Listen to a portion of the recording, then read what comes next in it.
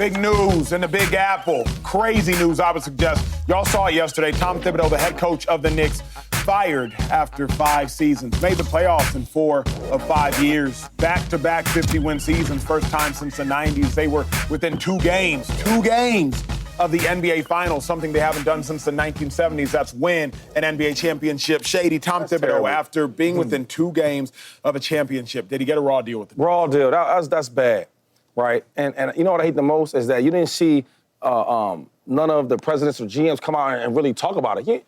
It's like you fire a coach like this that's done well in the last 5 years, been to playoffs 4 times straight, and then it was 2 games away from the finals, and you don't talk about it? Because at least show me a face that's firing him. Right? What's my man from the Mavericks? What's my man name? Cuban? No. Oh, Nico. Nico Harrison. He came out there and he spoke about it. True. I respect you having some of those to even talk about, having the guts to speak on Trey and Luka. We ain't see the same for the Knicks. Yeah. I mean, Tibbs, you want to talk about it like, yo, they've won in the last 20 seasons, they've won 1 playoff series. Right? And now he gets you, his tenure there, in the 5 years, he gets you straight 4 playoff appearances and 2 games away from the finals, and you fire him for what? Yeah. Who are you gonna get now, though? You get what I'm saying? I hate when teams do this, because now, like, the standard is set now with this coach. Yeah. Now a new coach now is new standards, and we don't know what they might be. At least for Tibbs, I will say this, Spotty. You make a trade, right, and you make some trades and you make some moves on all season, and you get guys like Anthony Towns, you get guys like OG came there, you get guys like Bridges coming there, you get do all these different things. Let that thing gel. It obviously is working. Yeah. That was crazy. They just did. I couldn't believe it. When I seen I thought it was fake news. Yeah. You know, to the viewers out there, James Jones has a lot of fake news. And when I said, is this James pranking me? I don't tweet no fake news. I was so upset when they fired him because he didn't deserve this. He did not deserve this. You trying to get people to follow me? I don't got no fake news, dog. I hated it, man. And I hated it for a couple different reasons. My first reason is I hate when players don't do their job and the coach get blamed. And I hate it the other way around, when coaches don't do their job and the players get blamed. Right. But I just remember when Mike McCarthy was taking a whole lot of heat. And everybody like, the play call is bad. It's the same play calls we won a Super Bowl with and got him a street named after him, which, you know what? The players just ain't making the plays. James Jones was winning on that slant. You know what? Darrelle Revis locked me down on that last one. It ain't the plays, it's the players. Tibbs, since he's been there, has been a winning coach. So now you're saying we're firing you and we going to get a coach that's going to get us 2 games better. Because that's really what you're saying. We need to get 2 games better to get to the finals. Because Tibbs has took you somewhere you have not been in 25-plus years. And that is the Eastern Conference Finals. The Knicks ain't seen that in 25-plus years. And Tibbs took you there. Back-to-back 50-win seasons. And now everybody wants to say, man, he's playing these dudes too much minutes. He was playing these dudes too much minutes when they was winning games. And now it's a problem now. No, but when he was playing them too much minutes, they was making those plays. Now they're not making the plays, and the coach got fired because I feel like the players did not play their best in the series. Man. Not Tibbs. And now you're going out there, I don't know what coach you get, but you're going out there to say, hey, Emmanuel Acho, we want you to be the next coach of the New York Knicks, and we got to get 2 games better. Because we got to get to the finals. There ain't nowhere where the new coach coming in, where does he got to take you? To the finals. Because Tibbs took you to the Eastern Conference Finals. From the outside in, I'm not just upset, I'm disappointed. But I'm disappointed because from the outside in, this was the most exciting the Knicks had been to the non-local Knicks fans since Linsanity. Y'all remember Jeremy Lin, 2012? Oh, man. This is the most exciting the Knicks have been since that run. But furthermore, I think about the quote I heard, the guy who had it good and wanted it better made it worse. That's the Knicks. Y'all got it good. Y'all want it better. Y'all are about to make it worse because Tibbs is the best coach since Jeff Van Gundy circa 96 to 2002. No other coach has even had this many playoff appearances, let alone this many playoff and postseason wins as Tibbs. But also remember, before the season, nobody thought that the Knicks were going to make it to the Eastern Conference Finals.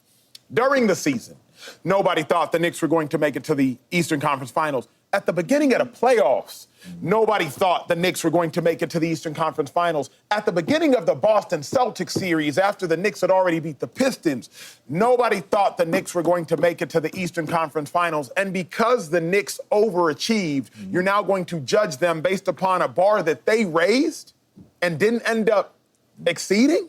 It just doesn't make sense to me. The guy who had it good and wanted it better made it worse. I would judge Tibbs 2-5 if he didn't try to manipulate all the cards that were in his hand. But by game 3, he moved Josh Hart, probably the third best player on that team, to the bench. Started Mitchell Robinson. As soon as he found out his bench players had some level of competency in the playoffs, by game 4 and game 5, after Brunson got in foul trouble in game 3, he continued to go to the bench.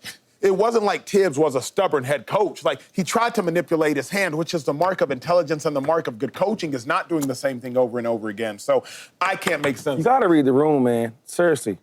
And we've been hearing a lot of negativity from the Knicks front office for a long time, right? Even with small things of like, you know, a lot of their players that was greats and was playing in Eastern Conference Finals games, they're not allowed to be in the building or they escort them out or they can't get to certain, you know, like, so we had these type of issues before. Now I look at this like, okay, think about the New York community. Yeah.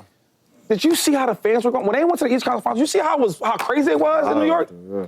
Right? Madison Square Garden, I mean, the whole thing is lit up.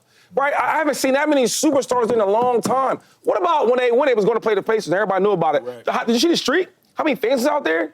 And they were so excited. My mom and dad's from Queens, New York, okay? So they're New Yorkers. They had so much joy this playoffs. I mean, God, you'd have thought it was my mom just had a kid and everybody's super happy in the family, and it was like that enjoyment. Now you take that away from them? So they get this far with this coach, with this team, right?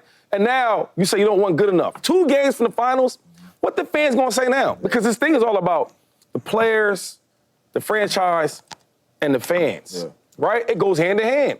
How do you think the fans feel? Yeah. Your superstar, Jalen Brunson, say, yo, he's the man for the job.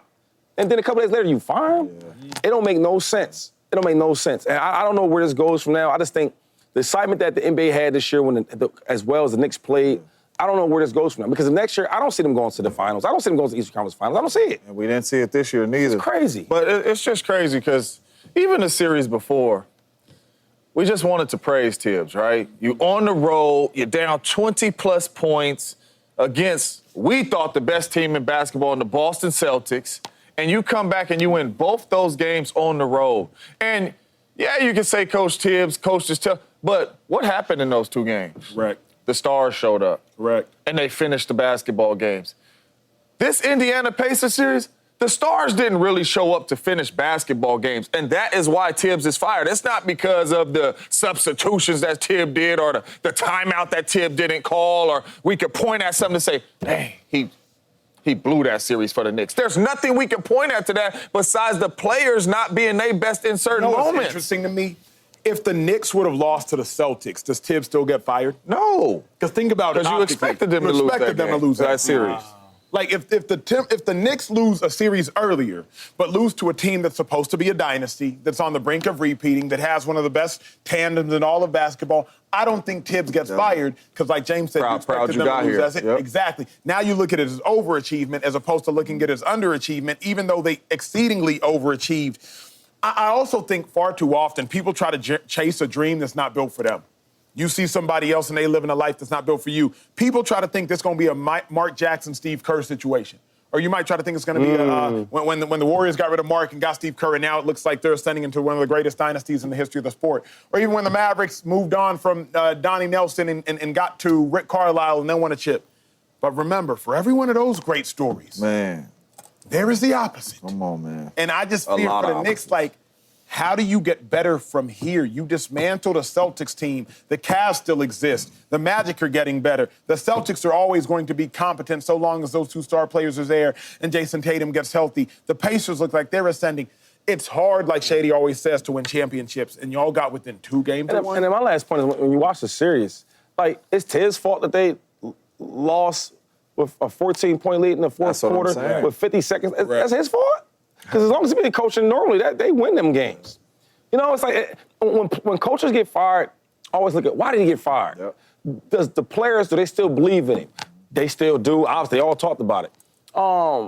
Sometimes is the spotlight too big for him where, man, if he gets in the same situation again in the Eastern Conference Finals, you think he can win or is it too big for him? I think he can win that. They're 2 games away. And it's like, as a coach, it's like, why do you keep this guy and then why do you fire him? You know what I'm saying? And as I'm trying to, like, analyze it, I don't see what was the reason for firing him. And you know how I'm not tripping? Is because we didn't have no explanation why they fired him. Think about it. At least you had somebody saying, yo, this, that, and the third, and da-da-da. Luka. I couldn't believe they traded Luka.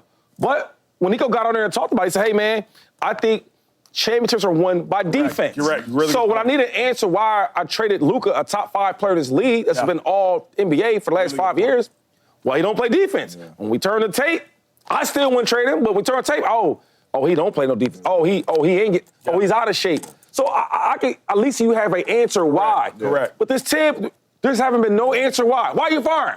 Because everybody look on TV, everybody's trying to answer this question for the New York Knicks. Correct. New York Knicks, y'all come out and tell us why y'all fired. That's it. Because sometimes, like Shady said, I don't even have to agree with your decision. Yeah. I just want to know the logic and rationale behind your decision. Yeah. Like the Luka decision. We don't necessarily agree with it, but, it makes sense. There's logic behind that decision. There's so many times in a decision, it's like, if you, even football-wise, you didn't want to keep Justin Fields, you didn't want to keep Russell Wilson, Mike Tomlin. Might not agree with it, but I can understand the logic behind it. Sean Payton, you want to move off of Russell Wilson. Don't agree with it, but can understand the logic behind it. But not only can I not understand the logic behind this decision, they haven't given us the logic behind it. Because there isn't one. You got kids? You ever see a kid ask why you lie? Oh, yeah. You been cheated on? You could suggest that. Why you cheat on me? You know what I'm saying? Like, what did I do? Was it me? Why me? So when you ask, you don't have no kids, like, why'd you lie about this? Why'd you do that? But you don't have kids. So I think, girl, why you cheat on me? Why'd you cheat on me? And sometimes, Shady, it's I don't even know. You know what I'm saying? I don't even know. You know what I'm saying? It's just not a good enough answer.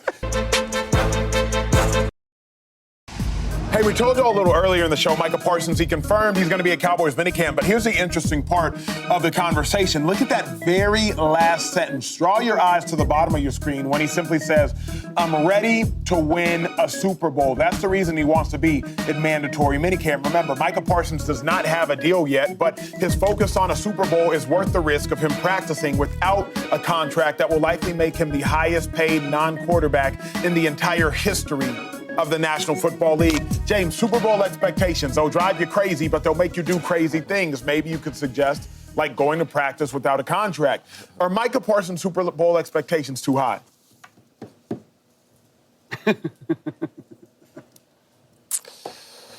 Yeah, they're too high for the Dallas Cowboys. It's crazy, man, because, I've won a Super Bowl, so I know how hard it is to win a Super Bowl.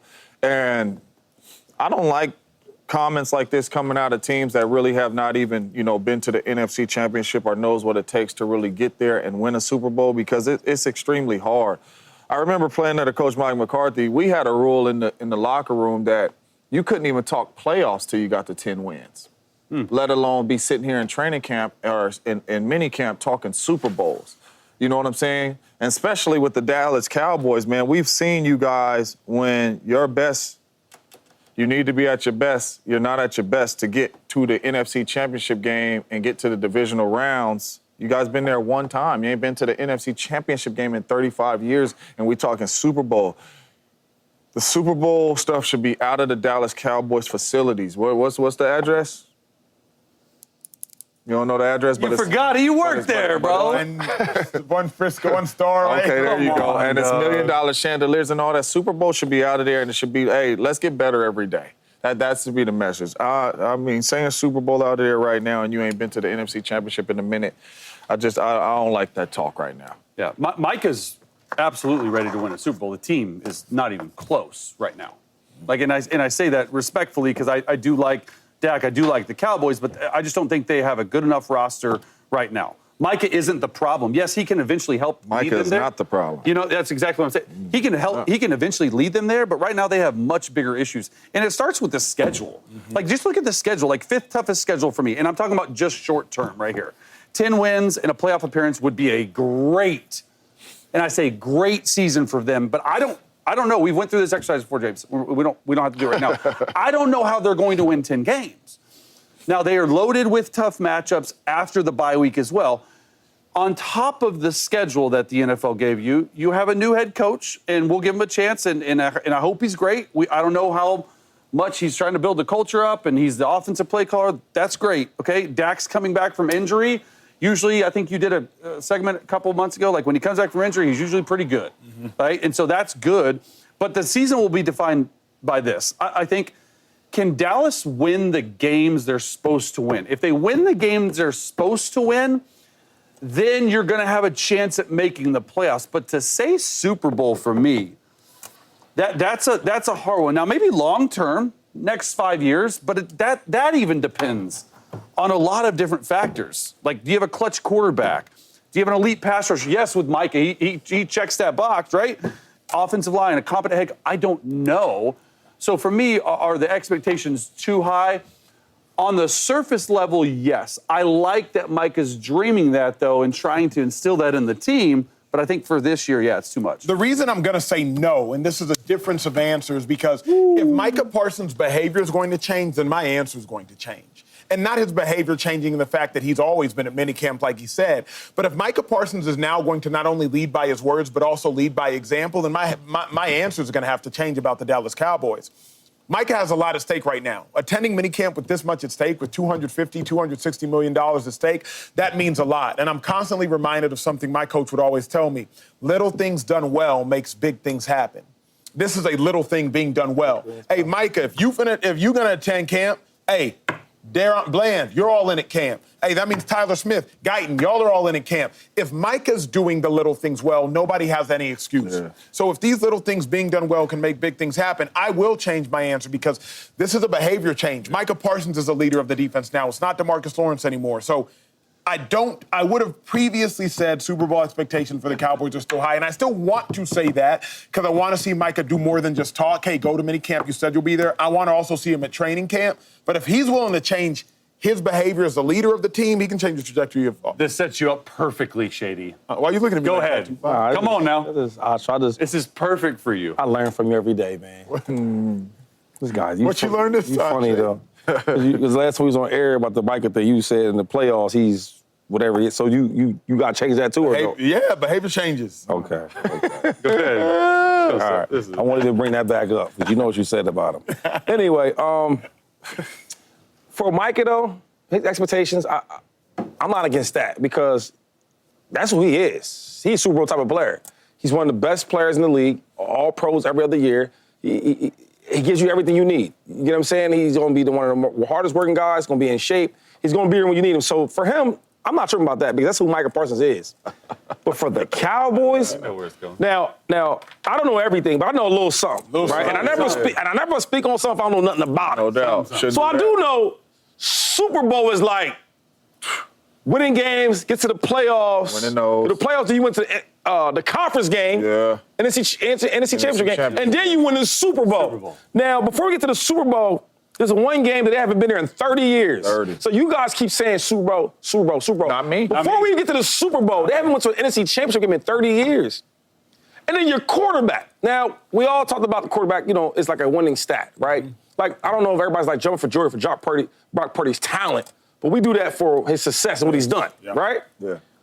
Well, your quarterback, he makes the most money in football, correct? And he's 2-5 in the playoffs. Now, he's been there for, 9 going on 10 seasons?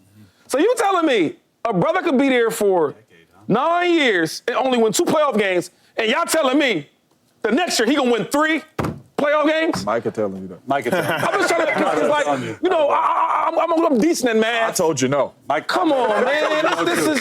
This is crazy. No, they're not going to no Super Bowl. And the big reason is because your highest paid player, when you need him to play his best, he doesn't do it. Now, if you say that somebody else is going to be under the center, then we can have a different conversation. But if we talk about number 4 at quarterback, I just can't see it because I can't see him playing well in the playoffs against a meaningful game to take to the NC Championship game. You know why? Because I haven't seen it. From a player's mindset, though, shouldn't you expect, and I'm just playing devil's, shouldn't you expect to get to the Super Bowl? Like I don't know. Did you ever go into a season saying anything other than, we better win the Super Bowl? Like, we're doing everything we can to win the Super Bowl. So from that standpoint, I like what he's thinking. But for us, realistically, like, don't you almost believe it? How about this? In your soul? I got a better one for you, for your that soul. You're gonna, I got a better one for you. What we got? How about being in the, I'm gonna take that back now. Being in the huddle. Yeah. Right? And we trying to get into the playoffs. Now, I need your best, right, to get there. Yeah. And there's some players in that huddle, when they talk, you look up and listen. I believe it. Got you. It's 3rd and 8. We need you to make this play. Make this play. For sure. And I'm like, break! Ready. Now I'm getting my stance. Patty Mahomes. And I'm ready to roll. You know what I'm saying? It's over for them. And there's some players, you get in that huddle, and he says, hey, guys, so I need you to do this and that third. Man, watch out. Man. Watch out. Because we don't believe you. And when them boys now huddle, and they get in now, the regular season, they might believe that. Hey, he's good in the regular season. Hey, that got us. Hey, he got us. Captain, Ford, we got us. We get to the playoffs when we need it against them Niners. You think Zeke was like, yeah, you think CeeDee Lamb was like, they won't say it. But Mike is not in the offensive huddle. Yeah, well, okay, even better yet. Yeah. He on the sideline. He see the offense out there, and they got to have a go-ahead touchdown. We need it. And number 4 is leading the charge. Mike ain't going to say this. He over like, man, defense, strap up. Let me say something that might infuriate this whole desk. And obviously, I can acknowledge, and I'm saying this as someone who has never won a Super Bowl, and everyone up here has won a Super Bowl outside of me. So I'm saying something speaking from a complete place of ignorance on the outside, but I'm fascinated by this concept. I'm fascinated by the concept. I didn't win a Super Bowl with the Eagles, but I was a part of that Eagles team building up to when they finally won the Super Bowl. Don't you all think that sometimes there are things, there's chemistry, there's camaraderie, there's presence that can at times transcend talent? The reason I suggest this, Eagles team that won a Super Bowl in 2017, it was not the most talented team ever. Everybody and their mom was hurt. Jason Peters was hurt. Starting linebacker Jordan Hicks, 11-year NFL vet, he was hurt. Carson Wentz, he was hurt. Darren Sproles, he was hurt. Everybody was hurt. That Eagles team went on to outduel Tom Brady, who set a Super Bowl record for most passing yards in a game, because I would suggest that team had some talent, but was primarily built upon chemistry. Is there a world where this Cowboys team, now that Micah Parsons is the leader, they've done dumb things, maybe they're dumb, like move Micah Parsons' locker next to Dak Prescott. Is there a world where what the Cowboys have lacked for years in maybe talent or it factor, they can make up with camaraderie, with chemistry, with galvanization, with Micah being at mini camps and training camps? Is there a world, again, you played with Tom Brady, so you know elite talent. You played with Rodgers, you know elite talent. You played with Breeze, you know elite talent. But when I think about the team I was nearest to in that Eagles 2017 team, is there a world, Shady, where maybe a Super Bowl is closer than you think because the Cowboys team has now become closer than you think? I like you taking out the talent part, because a lot of times with these teams, you know, everybody's talented at that level, right? But I just talked about this for 2 minutes. Who do you believe in? When forget on the field part. When Tom Brady's telling us about what we got to execute and what he needs from everybody, he's going through the whole locker room and what he needs from you. We can believe in Tom. Yo, Tom, let's do it. I truly, and I'm not even being funny, I truly believe they can't believe in Dak because they've seen it so many times where you look like opposite of what you like in the regular season. Yeah. And as much as we don't want to talk about it, it's the truth. You talk about Breeze, you think when Breeze talks, they listening? Yeah. Aaron Rodgers, you said what he wanted about his interviews and how he acts and this and that third. And when he talking, especially back then, they are listening. Yeah. Oh, yeah. And it's like, if I can't trust and believe in you, what are we talking about? Like CeeDee Lamb, if you ask players, because nobody will put their name on it, if you ask CeeDee Lamb, hey, or players about CeeDee Lamb, do you trust him in the big games? They all gonna be like, yes, I do. Yeah. Michael Parsons, big game, do you believe in number 11? Yes. You ask him, do he believe in number 4 in a big game in the playoffs? They probably want to say yes, but then they say, you know what? No. I'll watch this movie again. Yeah. And I see what you look like against the Niners at home. And then I see what you look like against the Niners on the road. And then I see what you look like against the Packers at home.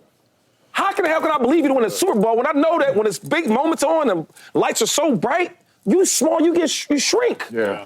Can't believe in that. But for me, it's habits, though. Like, I think he got bad habits in good playoff games. No, I'm just talking about.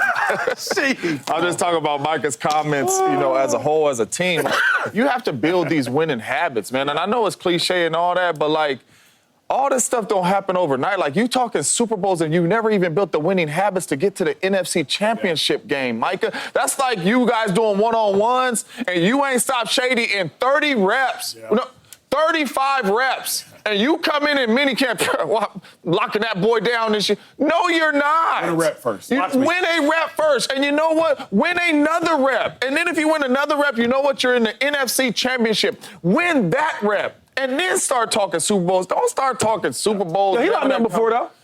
I should have got me before every time. Those are my Super Bowls. I remember he did.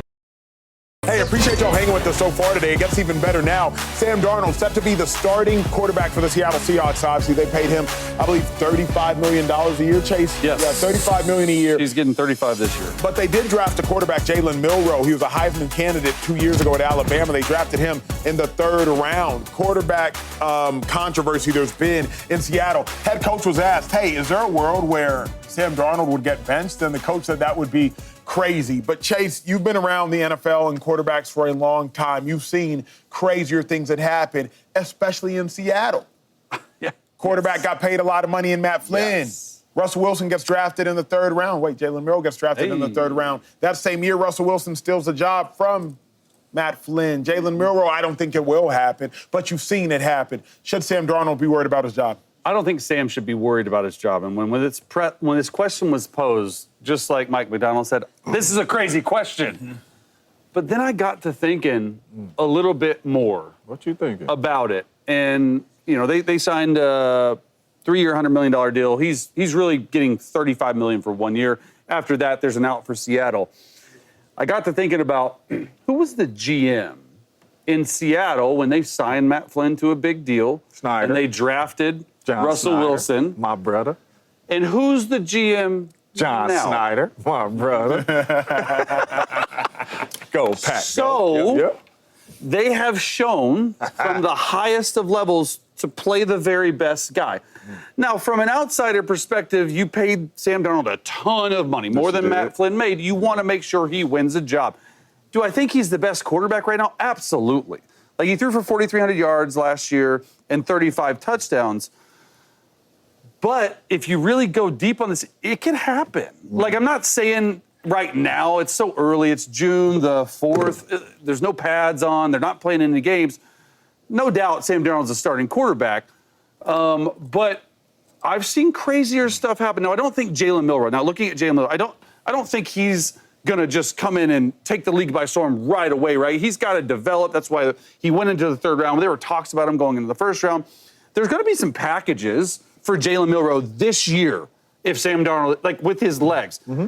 Who knows if Sam Darnold needs to tie a shoe or needs to go out for the game for a little bit, and Jalen Milroe all of a sudden, series touchdown. It gets interesting. Now, there is a lot of money, but I don't think Sam should be worried about his job, but I've seen crazier things happen exactly like we saw in Seattle with Matt Flynn and Russell Wilson. Man, on the real, though, on the real. Let's get real here. This is just keeping it a buck with you, man. On the real, so. On the real. I'm top 5 in touchdown passes and passing yards last year. I just come over here to a new team and I signed 3 years, $100 million. And I'm making $35 million this year. And after OTAs, you come up to me and ask me, is Sam Darnold going to be the starting quarterback for the whole year? Everything Shady has been telling y'all is true. What you saying? You have to believe Sam Darnold, and I ain't gonna say Garber, you have to believe that he's not that good to even oppose this question.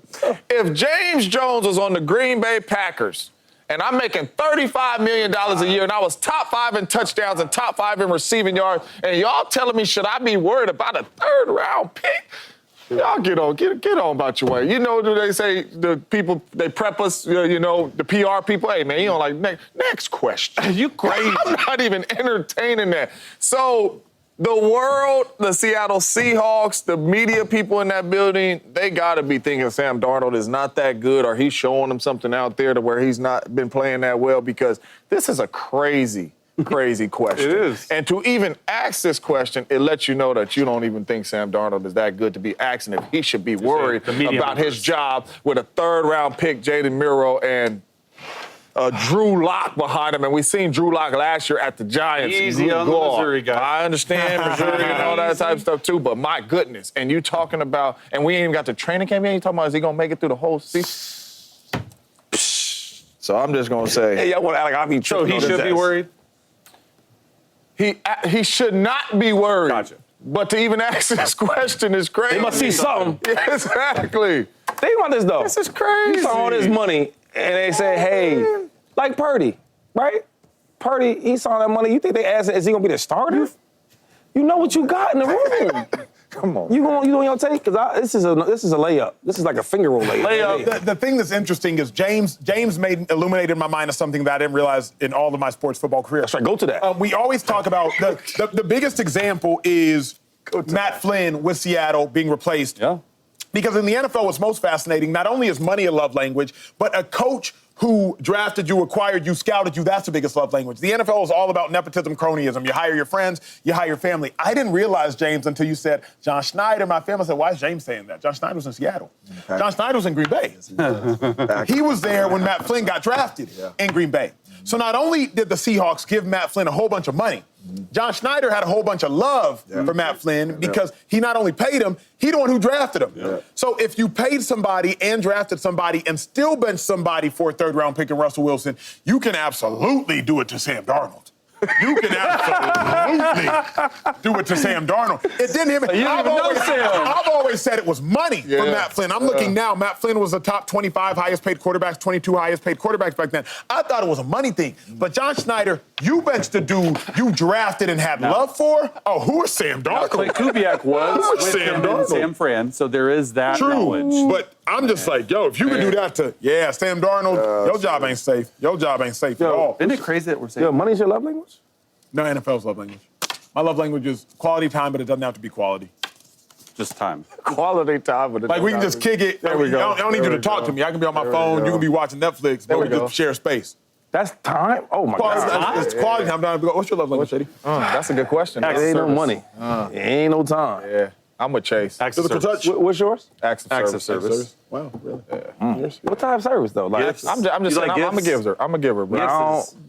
Don't need to buy me. Don't need to buy me nothing. Words of affirmation. I can see words of affirmation. Words of affirmation. Shady needs to be, You do that a lot to him. the all-time leading rusher. You do that a lot. He was Hall of Famer. Nobody has more rushing yards than Shady McCoy. You see how he lights up? It's gracious. Come on. Lights up. I say Hall of Famer, like, When they turn the TV on, they already know that. They already know that. Like the gifts? They ain't none of that. They already know that when they see. They already know that when they see me. What's your love language, Shady?